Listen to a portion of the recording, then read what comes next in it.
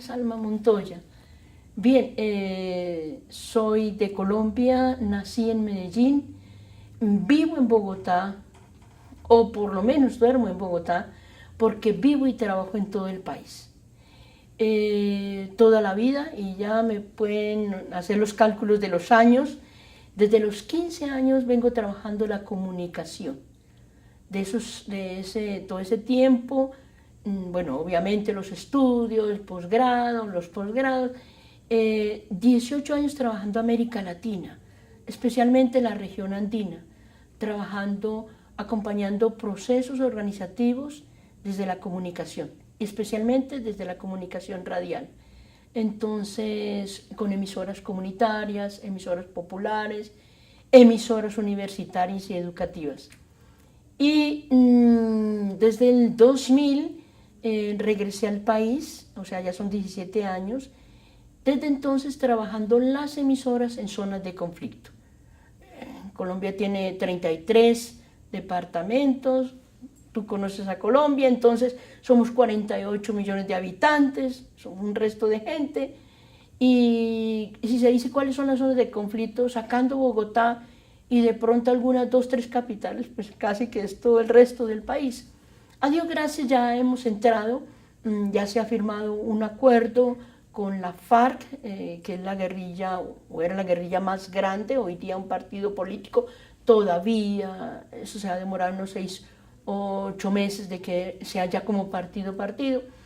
Y estamos en diálogo con otro de los grupos guerrilleros, que es el Ejército de Liberación Nacional, o ELENOS. Estamos hablando entonces en FARC, eran 10.000, se entregó armas de 6.000, o sea, son 6.000, o sea, 4.000 gente que luego poco a poco se fue desmovilizando o se fueron entregando. Es decir, para contar un contexto por ese lado. Pero después tenemos toda la parte de narcotráfico y paramilitares. Lo que pasa es que las noticias fuera siempre sale esto. Entonces, cuando yo regreso al país y tú me haces la pregunta, ¿quién es Alma Montoya? Vine al país con la opción, organizamos un grupo para trabajar en esas zonas de conflicto, acompañar las comunidades, acompañar a la organización de las comunidades, a la sobrevivencia de las comunidades. Y para sobrevivir necesitamos los medios de comunicación, porque necesitamos estar informados.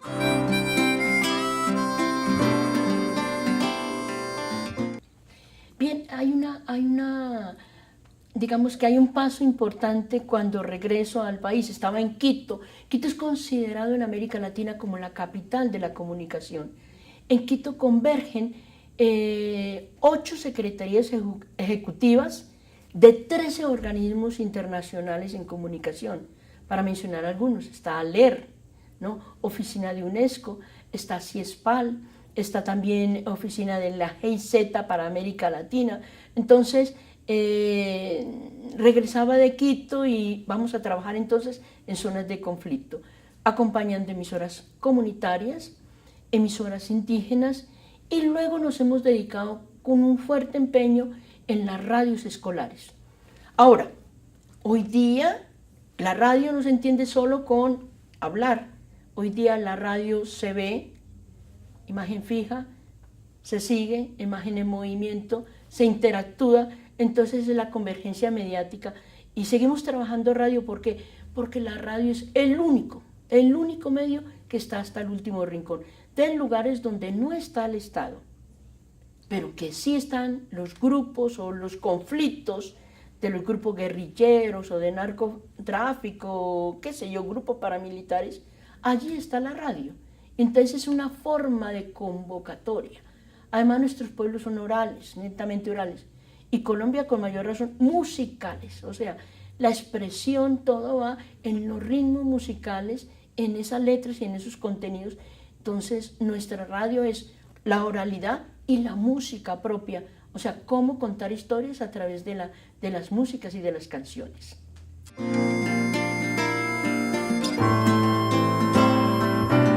La radio se desarrolla en Europa, o nace en Europa, se lo pelea con Estados Unidos, pero es en Europa donde nace la radio estatal, o sea, con una finalidad estatal, ¿ya? viene a América Latina, entonces se montan las radiodifusoras por cada estado. Pero de Estados Unidos heredamos la radio comercial, o sea, alguien destapó un jarabe, vio que era muy rico y que si decía algo en la radio, inmediatamente se vendieron las 10 o 20 botellas que tenía, entonces esto es para hacer billete. Entonces, nacimiento de la radio estatal, nacimiento de la radio comercial. Todo eso se experimenta en América Latina. Pero es en Colombia, y de aquí la herencia, el ADN comunicacional. Es en Colombia donde alguien, ¿no? Y es un párroco que se le ocurre utilizar esa tecnología de punta, o sea, era lo último que había en Guaracha, ¿no? En tecnología, ¿eh? Y une esa tecnología que era la radiodifusión con una metodología que se estaba empezando a desarrollar en las Islas Canarias, que era la educación a distancia. Se unen los dos y nacen la radio educativa para Colombia, para América Latina, para el mundo. Es la primera experiencia en el mundo en donde la radio no es solo para el Estado, no es solo para lo comercial, para hacer el billete, sino con otra finalidad. Obviamente que entonces tenemos el origen de las radios universitarias. Como estoy en un recinto académico y universitario, quiero contarles, las radios universitarias nacen en Argentina, ¿ya? Y, ojo, se hace este experimento en Colombia de radio, pero con la comunidad, para la comunidad. Entonces rompe y estamos hablando en 1947-1948, o sea, entra la década de los 50. Creo que por ahí hay algo que nos marca a todos, ¿no? Porque además, entre otras, en Bolivia nacen las radios mineras. En Bolivia se está explotando la cordillera, o sea, recuerden cuando Argentina, la palabra argen, que significa plata, entonces se está explotando la plata, el argen, y el estaño, ¿no? Nacen las radios mineras, o sea, una iniciativa en Colombia con una finalidad educativa y en Bolivia con una finalidad sindical. ¿Ah? Los mismos indígenas, los aymaras, los quechos, pero sobre todo los aymaras, a boca de la mina siempre había una mesita. Y en la mesita apenas le pagaban los que salían con vida, ¿ya? Pagaban un día un jornal, o sea, un día de trabajo, lo daban para mantener su emisora. Y esa emisora era de sobrevivencia porque a través de la emisora y en su lengua, podían decirle a la comunidad, a su familia, a sus hijos, a su esposa, a su comunidad, que todavía estaba vivo. Porque a muchos de ellos, recuerde que el promedio de vida era 34, 36 años, porque muchos de ellos, allá en esa altura, dentro de las minas, morían se les explotaban los pulmones, o sea, morían en esa explotación. Entonces, miren el origen de radio, la educativa, la minera y todas estas experiencias de radio que se van regando por toda América Latina, en lo que luego en los años 70, 80, nacen los conceptos de radio popular, radio indígena, radio mineras, radios educativas, ¿no? Hoy día, obviamente, metemos dentro de lo educativo, sin duda alguna, las universitarias y las escolares. En Colombia tenemos 70 emisoras universitarias y aproximadamente, lo he dicho en otros escenarios, unas 4.700 escolares. Que las radios escolares son circuitos cerrados de audio, son en corneta o son también online. Pero algunas de ellas tienen licencia para transmitir en FM. Por ejemplo, un colegio agropecuario que allí no llega una señal de su radio comunitaria, o sea, la que le corresponde en su municipio o en su cantón. Entonces, la radio escolar tiene la licencia y puede transmitir, y es construida o es transmitida con estudiantes, profesores y padres de familia. Entonces, creo que todo esto está en el ADN de los que hacemos comunicación comunitaria en Colombia, ¿no? Tenemos la dicha de haber nacido, de tener la cuna de la radio educativa. Y en 1991, con esta constitución, es el primer país que tiene en el continente una legislación en donde le da a cada pueblo su emisora comunitaria. Entonces se regula, están las privadas, cumple su función, están las públicas, que necesito aclarar que, porque aquí no existe ese concepto de lo público en emisoras, que ahí entran las afro, las indígenas, las raizales, que son para los isleños, entran incluso las 21 que se les va a dar a la guerrilla, ¿ves? Esas son las públicas, y las escolares, y las comunitarias. Cada una, entonces alguien va a decir, tantas emisoras que van a escuchar, ¿y quién va a escuchar? Y alguien va a decir, pero si hoy día no se escucha emisoras. Falso, ha cambiado la forma en cómo se escucha la radio hoy día. No hay gente que no está escuchando música, alguno que otro mensaje, y todo lo que se recibe en las pantallas lleva sonido, ¿no? Y eso es lenguaje radial. Hay una conciencia, hay dos hechos. Uno, origen con Radio Sutatensa. Dos, una legislación de radio comunitaria. Yo creo que eso es lo que nos ha impregnado la pasión por la radio. Y por eso tenemos tanto movimiento en América Latina, muchísimo movimiento de radio y convergencia mediática. Entonces hoy hablamos de radio, video y todas estas tecnologías que hoy día nos abordan. Por ahí va la pasión, por ahí va la pasión y te digo que mi primera experiencia de radio fue en las Radio Mineras. O sea, muy joven, haciendo todavía la universidad, estaría en segundo o tercer semestre de comunicación. Fui a Bolivia, con los propios ojos pude experimentar lo que era hacer radio desde sus lenguas, ¿no? Desde sus lenguas para estas poblaciones, y me toca ya el golpe de una dictadura, salir a todo adentro. Yo dije, no, espérate, esto cumple una función social y política muy, muy importante. Como la luna que alumbra por la noche los caminos. Obviamente que hoy, y también eso es gracias al computador y al satélite, están todas estas posibilidades del internet, ¿no?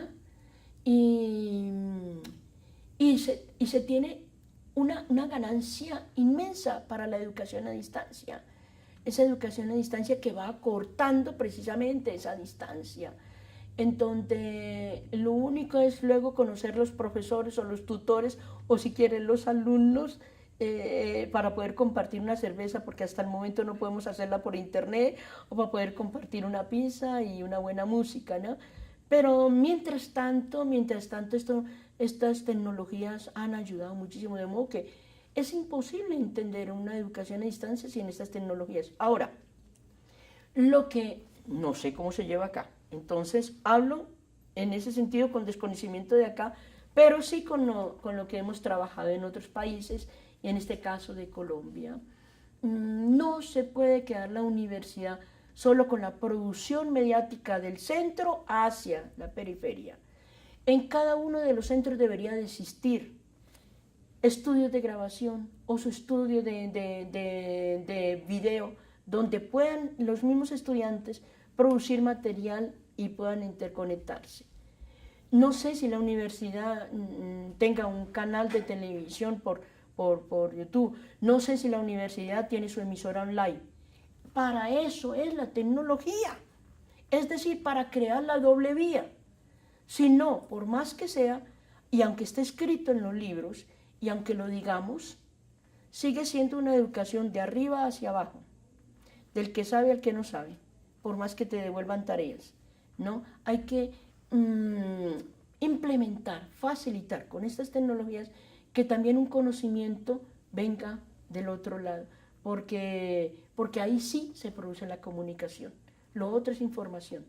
Hay una información más no una comunicación. Y ese entra en el ejercicio de la democratización del conocimiento, de democratización de los saberes. Obviamente esto entra en la línea de la democratización de las comunicaciones. Creo que esa es una de las cosas que no debe olvidar una universidad. Ustedes tienen 36 o 37 centros.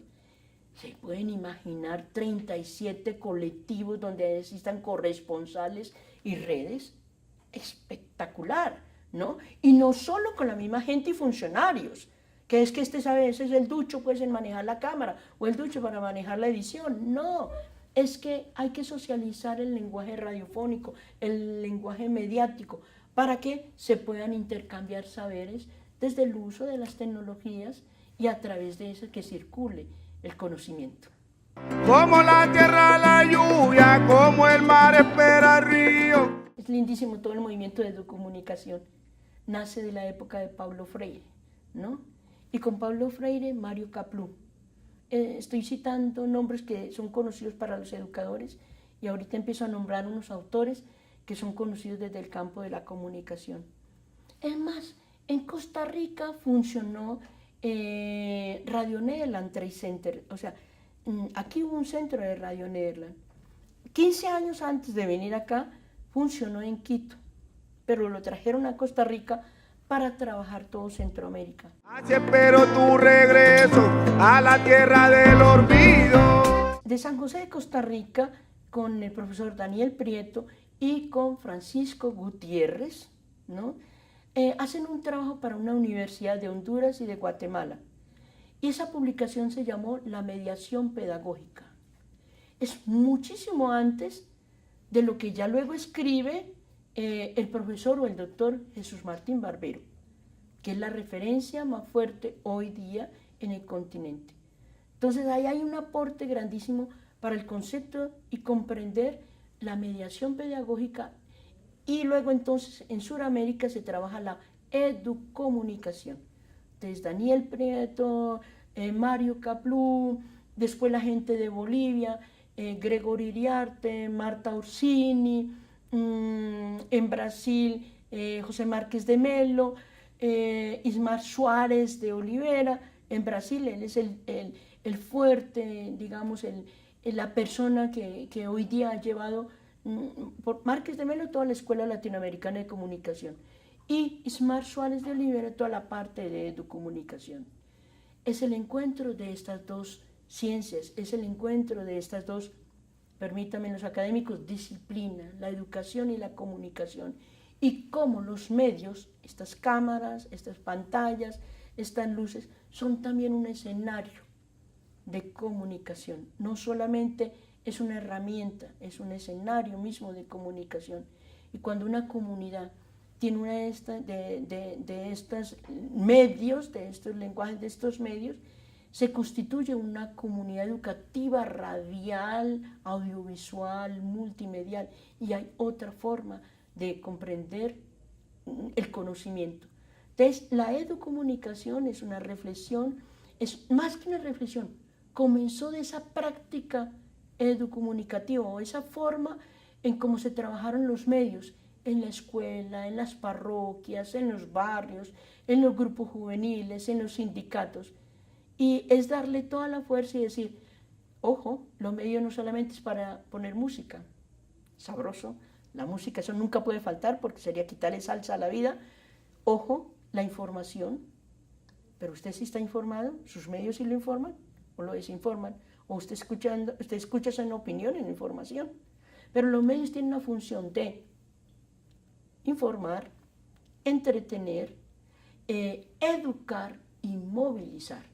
Si un medio no me ayuda a un cambio para que la sociedad sea mejor, algo está fallando en esa democracia de medios o en ese país que se hable o se diga que es democrático.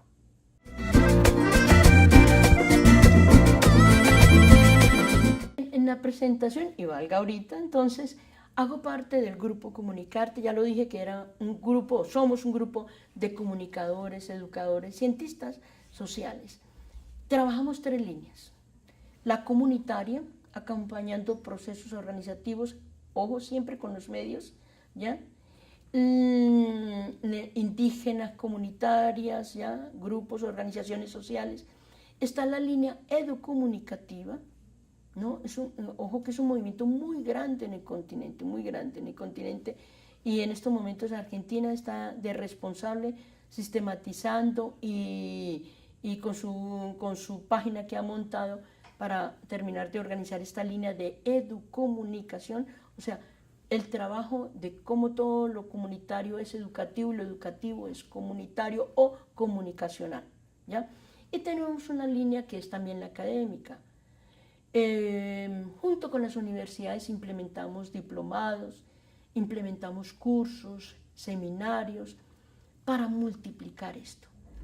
Ayer hacíamos por encima las cuentas y parece que de un módulo que dicta en la Uniminuto, que es una universidad, es privada, pero con un compromiso social muy grande en Colombia, que han pasado 700 profesores en esa capacitación.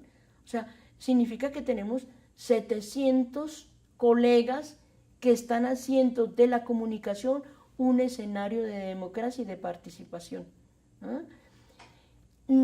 Esa parte también académica tiene que ver con los cursos que implementamos en las universidades, pero también llevar la universidad y los programas de universidad trabajando conjuntamente a esas zonas más distantes, en donde por muchos años no ha estado el Estado, no ha podido entrar o no quiso entrar en el tiempo antes, ¿no?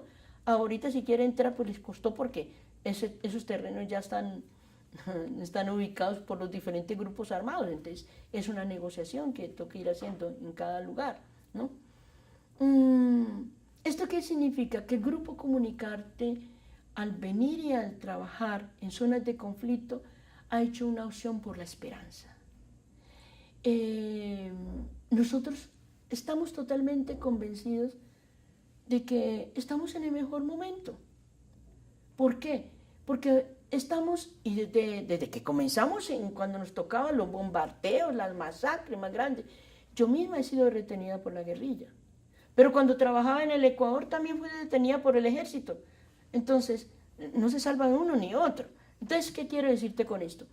De que cuando trabajamos en estas zonas, en estas regiones, es porque estamos convencidos, todo el equipo de trabajo, de que podemos aportar con un granito de arena, con nuestra profesión, ¿no? Cada día más los muchachos, obviamente, que las maestrías, que ya la segunda maestría o que alguno ya se mete para el doctorado, van a la academia pero quieren volver a trabajar en el campo, ¿no? A trabajar en las regiones, de que nosotros nos debemos a la comunidad, de que somos parte de la construcción de esa nueva Colombia y que esa se construye a diario y en cotidiano, ¿no? Que los chicos que hacen parte de las radios escolares son semilleros, son los que van a recibir el legado para que manejen la comunicación y no se conviertan solo en funcionarios de un discurso monolítico, ¿no? Además, cuando la persona tiene el don de la palabra, se le da la posibilidad de la palabra, la persona crece, ¿no? Los muchachos desarrollan capacidades desde adolescentes, desde niños, capacidades de liderazgo, competencias lingüísticas, competencias comunicativas, competencias argumentativas. Y ya esto nos dice que es progresar en un pueblo, porque a veces la guerra o la esclavitud o la cárcel o esa falta de libertad está en la mente. Entonces somos convencidos totalmente de que es a través de la educación y es a través de una comunicación democrática como podemos sacar adelante y tener un buen vivir para las comunidades, sean campesinas, sean indígenas o de la ciudad. Porque no es solo el hecho que porque yo tenga lo último en tecnología, soy libre, ¿no? Hay otros elementos que no te permiten ser solidario y sentir que somos una familia y que cada uno en sus posibilidades tiene el derecho de vivir en la equidad y en la justicia. Como naufragan mis miedos si navego en tu mirada. Yo creo, mira, como he sido decana en 2 universidades y profesora invitada en semestres, así en algunas, en la parte de posgrado, en lo que tiene que ver, yo creo que es más, me salí de ese ámbito y volví a lo que me interesaba y lo que quiero y por lo que hice la opción de vida, que es el trabajo comunitario. Yo creo que hay 2 problemas en el ámbito universitario o académico. Uno es la vanagloria. O sea, entre más libros yo tenga en la cabeza y entre más autores yo cite, entonces soy más académico. Y hay una guerra entre a ver cuántos libros más ha leído que el otro profesor, no, para ser más, no, entre más refinado y más rebuscado sea el lenguaje y que menos me pueda entender la gente, soy más académico. Ese es un problema que yo vi, experimenté y experimento en las universidades. Bueno, esa es una vanagloria, porque la ciencia es para el servicio de la humanidad, ¿no? Entonces, ese es un error. Otro error es que resulta que a veces hacemos el papel de los vampiros, ¿no? Y a nivel de investigación vamos a las comunidades y traemos toda la sabiduría del pueblo. Esa es la sangre del pueblo, el conocimiento, la sabiduría ancestral. Por ejemplo, ahorita nosotros tenemos la red panamazónica y lo que descubrimos es una cantidad de gente estudiando las plantas, los animales de la Amazonía, pero ¿para qué? Para luego venderlo como invento A y registrar A. Espérate, ¿qué se le devuelve? Aquel chamán que te dijo para qué servía esta hierba, ¿no? Entonces, a veces no se regresa ese conocimiento a quien tiene la sabiduría ancestral y por 1000 años. Esos dos pecados, para mí, porque los he experimentado, es lo que tiene la academia. Y resulta que la palabra universidad significa libertad de pensamiento, pero donde quepamos todos. Entonces no pueden estar en 2, 3. Es más, pienso que la gente, que un Einstein, o qué sé yo,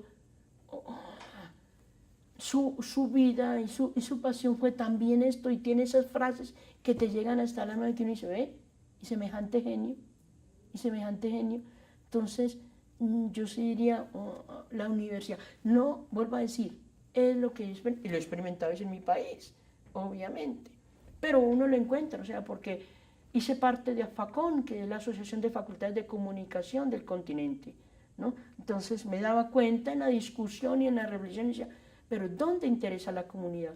Hoy día las universidades están todas por las carreras de la acreditación, ¿no? Entonces, que para poder sacar un título acá, con el otro de Inglaterra, con el otro de Australia, con el otro de Estados Unidos. Sí, señor. Entonces, homogenizan el conocimiento, ya no va a encontrar usted universidades que este es de esta línea, este es de la otra línea. Se pierde la diversidad de conocimiento en donde yo puedo armar, sino que es la homogenización. Es decir, Pink Floyd y el muro. Con tu sonrisa de niña, cómo me mueves el alma. El ser humano es un ser íntegro. Y dentro de esa integralidad no puede faltar la espiritualidad. Nos debemos a una trascendencia. Obviamente hoy, como todo se experimenta, todo se quiere, todo se quiere experimentar, pensamos que tenemos todo resuelto.